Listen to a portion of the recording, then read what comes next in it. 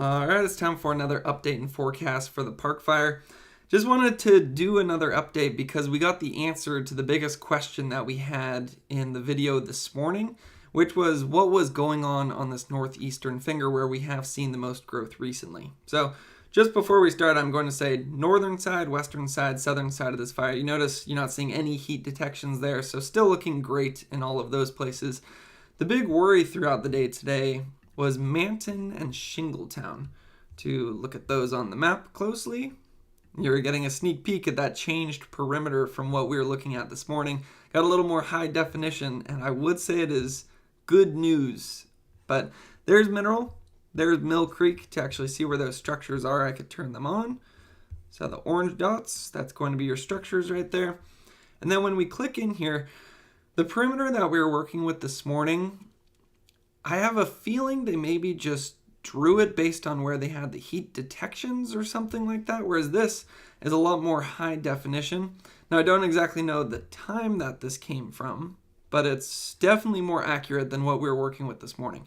So what are the changes that we saw? Well, this morning, it basically showed that the fire had completely filled in here and was already to the east of Mineral and was basically surrounding Mill Creek, and that created a lot of worry for us because we weren't sure if it was maybe a firing operation and then it connected with the major blaze, or if the major blaze had just rushed through there overnight. But we weren't seeing enough information to actually figure out what happened, but now it is clear what happened. So on this eastern side, and then along 172, remember they did that firing operation not too long ago. I think you could still kind of see it on my Google Earth imagery right here. I still have the kind of somewhat older perimeter on this. So you have that firing operation, and then it went along 172, which you can see is that line right there. And then what happened yesterday was we started to get spots over 172, and then it started to grow uphill right there. As you know, fires like to go uphill more than they like to go downhill because, well, one, in the afternoons, you often have winds going upslope, but then it's also able to preheat the fuels. It's almost like when you tilt a match over and then it burns faster up the match. That's what happens to a fire. It's able, some of that heat is able to evaporate the moisture out of the fuels, and they're already critically dry. So then by the time the fire gets there, it doesn't need to waste any of its energy evaporating the moisture. It just bursts into flames, and you get a lot faster growth than when you're going downhill. And I think that's going to be a very important part of the wildfire conditions about what happened today, because into yesterday afternoon and overnight basically crossed that firing operation, which is again 172, comes right along there. It's the challenge with doing a firing operation in the middle of a slope. If the fire has momentum, and it certainly had some momentum out there yesterday, then it's able to just drop those little spots over it, and then those spots become established and rush up the hill. But what we were looking at this morning was, it basically looked like that little finger that had extended over 172 right there had filled in completely between Mineral and Mill Creek, and we can see now that that's not actually the case. What happened instead is, while that section right there did continue to grow over 172, we can actually get a more accurate picture on this map. So there's 172, it comes through. It did appear to, didn't seem to grow too much overnight. But then that growth right there was a bit of a question mark this morning, but now that we have the more accurate mapping, we can clearly see that that was a firing operation. So we have Mill Creek in here, where you have your streets right there, and then the fact that the fire goes right up along those streets either means the fire spilled. No, it was a firing operation, because that's the previous firing operation. There's no way they let that get out of hand and then go right along Mill Creek. What definitely happened is, I probably shouldn't say definitely without actually talking to people in CAL FIRE about this, but I mean, it's pretty clear based on this imagery that what they did was pretty bold, but it appears to be working as of right now, where they lit fire around Mill Creek, cleared out those fuels, so that part of the fire that had spilled over 172 and was looking pretty intense yesterday wouldn't then just get picked up by the southwesterly winds this afternoon and rush into Mill Creek. So basically it clears out the fuels so that if the main fire gets there, there's no more fuel to burn, and then Mill Creek is safe. You can see that they also did that on the western side right here. So they did this firing operation all the way around there, so that if the fire were to try to rush towards Mineral, which most likely wouldn't anyway, just because our winds have been southwesterly, so it's more likely to move towards the northeast. But even if it did, then they have some of those fuels cleared out right there. Now also notice that it says Battle Creek Meadows, and that is another thing that's actually working in Mineral's favor. Is if you look in here, where the fire was extremely active yesterday, we even had that rotating column out there, that's a lot of very dense fuel. And as we've seen when we look at fire history, it is fuel that hasn't burnt out in a very long time. So you look at fire history, got the Ponderosa fire kind of now as a protective barrier between where we have some of the heat and places like Manton and Shingletown. We have the Dixie fire to the east, which will most likely slow growth if it does continue to push towards the northeast. A lot of the fuels have been burnt out here. I believe Dixie fire was in 2021. So even if the fire did extend into the Dixie fire, it would run out of steam once it gets in there. The larger danger would be it escaping up here towards the north. But now that we know there's this big firing operation with a lot of those fuels cleared out, it's kind of, I believe they call it a catcher's mitt. So if that continues to push down, it would stop before it escapes up to the north where there is no fire history there. And that is part of the reason that we had a lot of the growth over the last couple of days through the Mill Creek drainage. One is the fact that it's dry, abundant fuels that have been accumulating for a long time, but then we've also had the very dry conditions. Now we also had the very dry conditions out there today, but we haven't seen as much growth or activity on the cameras. So kind of to prove that point, I was a bit worried during the update this morning because that was around 11:30, 12 o'clock, and we were seeing more activity than in previous days. You're seeing it had already punched through the inversion, big pyrocumulus, and I was thinking, oh man, that early in the day, we were already seeing some weather stations on the ground where the relative humidity was in the single digits. Was thinking, ooh, this could be a bad day ahead, but then most of the day, I mean, on any other day, we would call this an extremely active wildfire, but comparatively, this isn't too bad for the park fire, although it's set a pretty high standard. You're still seeing it bubble up and occasionally increase in activity, but for the most part, it looks like the fire's still somewhat lying down right now, with the exceptions of a few pulses here and there. You also notice some of those high clouds that have moved in, and perhaps that's helped a little bit in providing some shading to the fire. But I just want to kind of complete the thought right here about where this fire is and where it's going and some of the advantages we have. I was talking about one of the advantages Mineral has over here is Battle Creek Meadows. If we come back over here to Google Earth, see how dense the fuel is when it was hopping over the firing operation, and then it had the big rotating column right there as it's rushing uphill. Very dark green. But then there's Mineral, and you look in here, and it's just this nice meadow where you don't have a lot of that dense timber. So even if the fire were to kind of push down and try to get into Mineral, it would have that area where there's not nearly as much fuel, and that would be an easier place for them to be able to stop it. Now the other thing that's working in our favor is the fact that in order for the fire to get to Mineral, it would now be moving downhill instead of uphill. So it's the same thing I was talking about, how fire likes moving uphill because it's able to preheat the fuels, and that's usually in alignment with your winds in the afternoon. The opposite is true for if the fire is trying to move downhill. It's going to go a lot more slowly because it has to use some of its energy to get the moisture out of the fuels in order to spread. So it just kind of wastes some of its battery having to do evaporation instead of just combustion. So that's another thing working in Mineral's favor. The topography is now working for us instead of against us. the fuels seem to be working for us instead of against us, because the fuels become a lot less dense and just a lot less fuel down there. It's not going to be as intense of a wildfire if it were to get down there. And then weather is, I think, the other part of the fire behavior triangle that seemed to be helping us throughout the day today.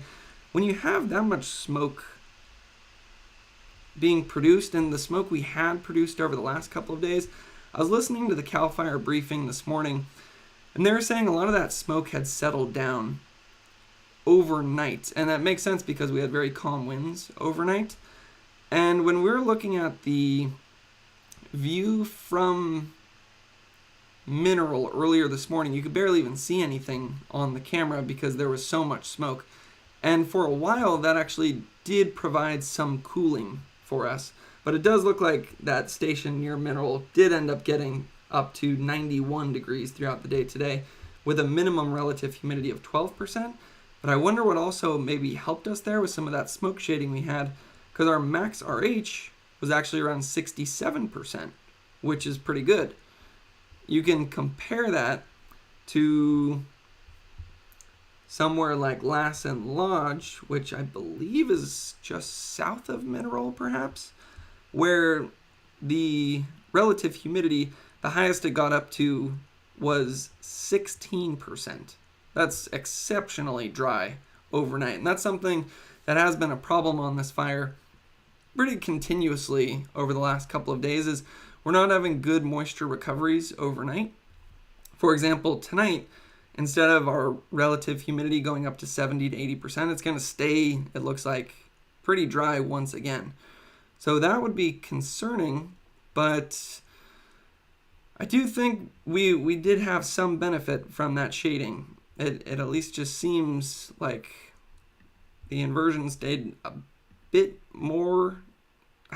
It's hard to say though, because earlier in the day it was absolutely punching through that.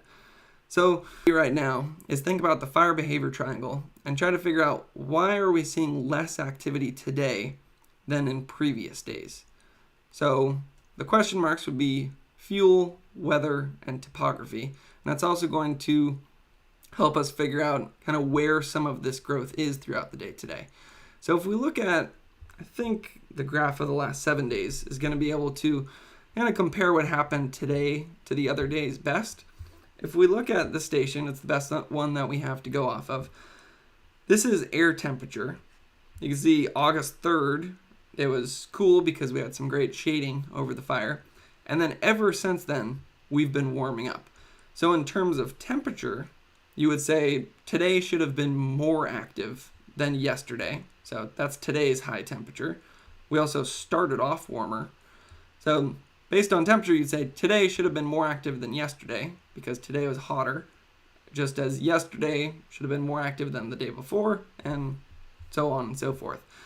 Based on relative humidity, you would say the same thing. Today should have been more active. When all that monsoonal moisture moved in, we even had some drizzle over the fire. That's a lot of moisture up there. Your relative humidity is up above 40, 50%, going up to 60 overnight. And then ever since then, as things have been warming up, things have been drying out, and the conditions today were similar to yesterday, but about as dry as you're ever going to see, dropping into the single digits. So based on temperature and humidity, you would say we should have been more active today. What about wind speed? Winds, almost non-existent. It looks like on August 5th, we had some gusts up to 15 miles per hour. Yesterday, winds weren't a big factor. Today, winds aren't a big factor. You look at some of these stations, that red shows your winds, and the max gust today was 8 miles per hour. That's close to nothing. I mean, one disclaimer I do have to say is when you get that much rising motion, your fire can become plume dominated and start to create its own winds. But I mean, overall, winds not a big factor either yesterday or today. What has been driving this more recently has been more relative humidity, how dry it is, and then the abundant fuels that we have out there. This was the biggest question mark I had because I was going to try to answer the question about, did we get some great smoke shading? At least from this station, it doesn't appear so. That's when we had a lot of smoke over the fire, not much solar radiation able to break through that smoke. Since then, it's been clear skies in the morning. And I was thinking, okay, the IMET this morning was saying that there's more smoke, should provide more shading, but our solar radiation was actually even a little bit more than yesterday. So based on weather, you would think today would be more active than yesterday. So then it's going to go to our other ones. Maybe it's the fuels and maybe it's the topography. So fuels, I mean, you look at where it's burning, where some of that recent growth was, and what it would continue to burn into. It looks like the same fuels to me. It's all just that dark green right there. Very abundant fuels that haven't burnt out. They've just been accumulating for a long time. So I would rule out fuels as well. If anything, the fuels should have been drier today because there's more moisture leaving them because of how dry it's been over the last few days. So I think it just comes down to, I was about to say it must be topography, but the other thing that did just pop into my mind is the other wild card, and that's CAL FIRE. You look at the resources on this fire, over 6,000 personnel, 37 helicopters, 500 engines, 181 tenders, 190 dozers. They took advantage of that favorable weather that we had not too long ago and just threw dozer lines all over the place. And then they've also been doing those firing operations that we've been looking at. And then on top of that, it's just been swarming with air attack all day long. And we've had, I can't even count how many helicopters right there. And they're right there. That's a very large air tanker. Looks like those are still on the fire. So trying to answer the question, why does it appear to be less active today than yesterday?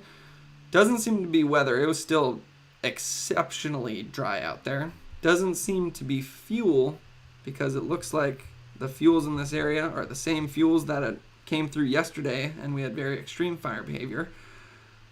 So the two answers must be either the resources that we have, including all the dozers and all the dozer lines that they were able to put in when those conditions were more favorable. The dozer lines are all those X's that you see right there, just crisscrossing all over the place around this northeastern finger of the fire.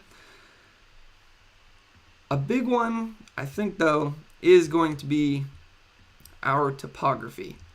So if you look at where this fire was active, and the most recent fire perimeter, it doesn't look like it's actually filled in that space between the previous fire perimeter and where the firing operation is. So just to confirm that, we can come over here.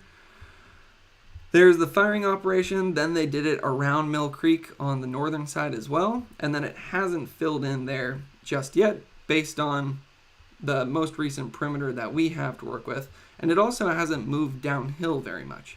Now that's kind of the key point that I'm making, is in order for it to continue to grow, it has to go downhill.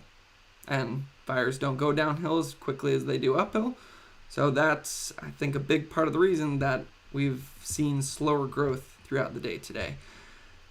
So then the question mark would be, well, where has the growth been today? Because I mean, I don't want to downplay what's been happening, because if we look back at earlier this morning especially, we had that big pyrocumulus cloud there. It's certainly still active. Like on any other day of the year, if we weren't comparing this to previous park fire days, this would be extreme wildfire behavior. But it just doesn't look that bad to us comparatively. If I had to, now I'm just kind of trying to fill in the blanks here, where is this growth that we're seeing on that camera? I would imagine it's in one of these unburnt pockets right here.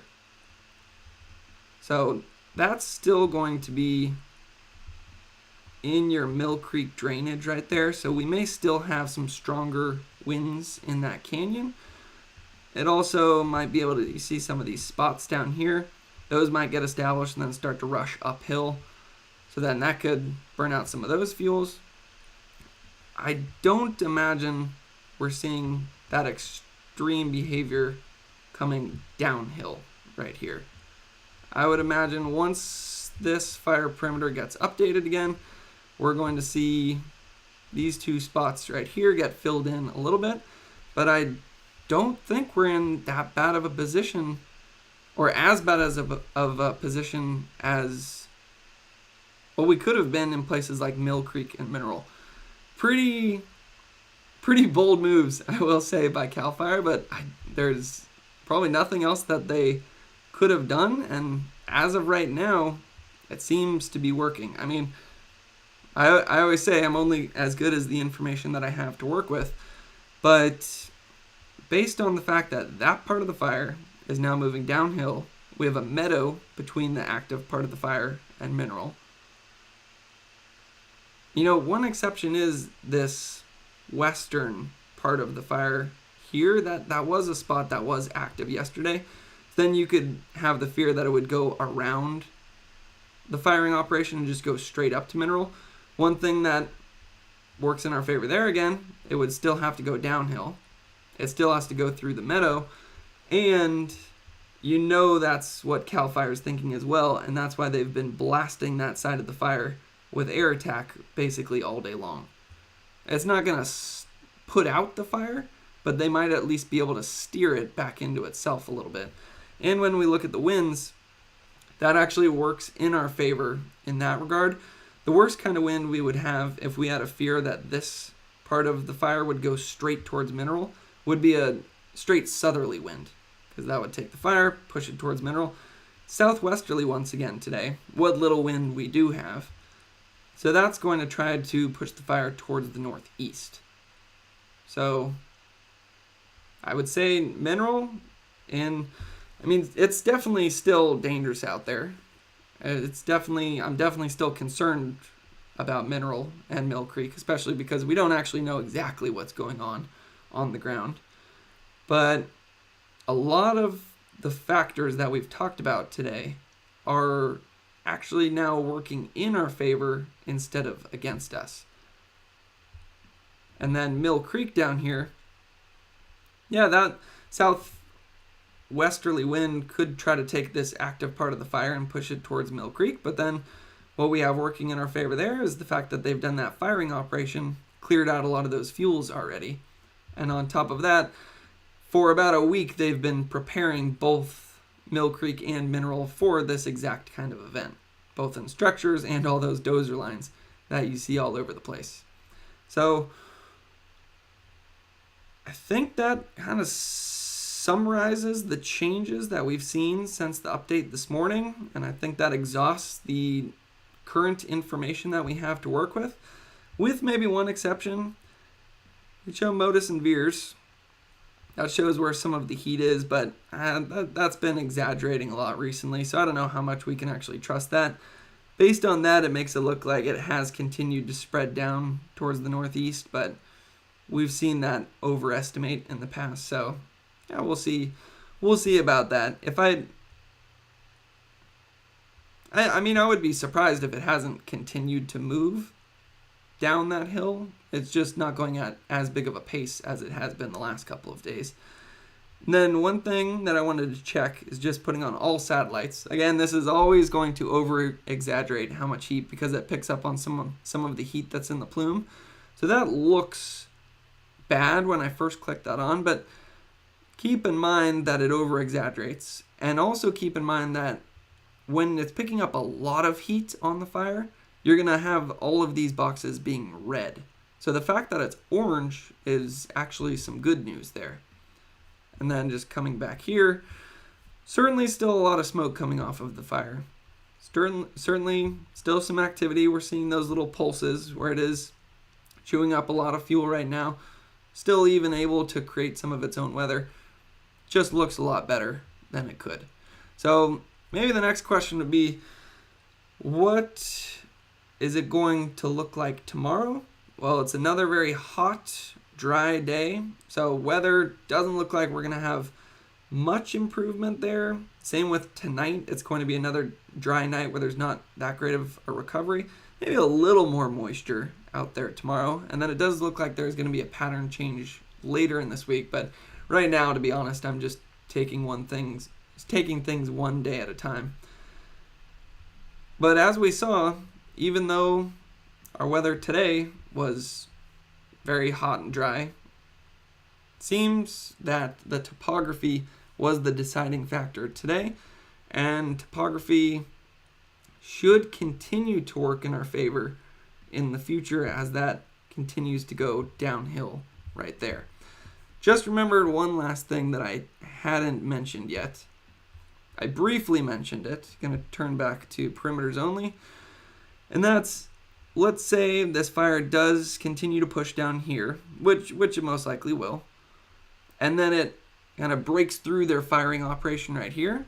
Well, over to the east, we have the Dixie fire right there. And you can actually see from this camera, this is a camera just west of Lake Almanor, and you can see what, at least from this angle, what the Dixie fire burn scar looks like. A fire is not going to rip through that kind of fuel the same way that it's been going through the Mill Creek drainage the last few days. It would certainly lose steam as it goes into that burn scar.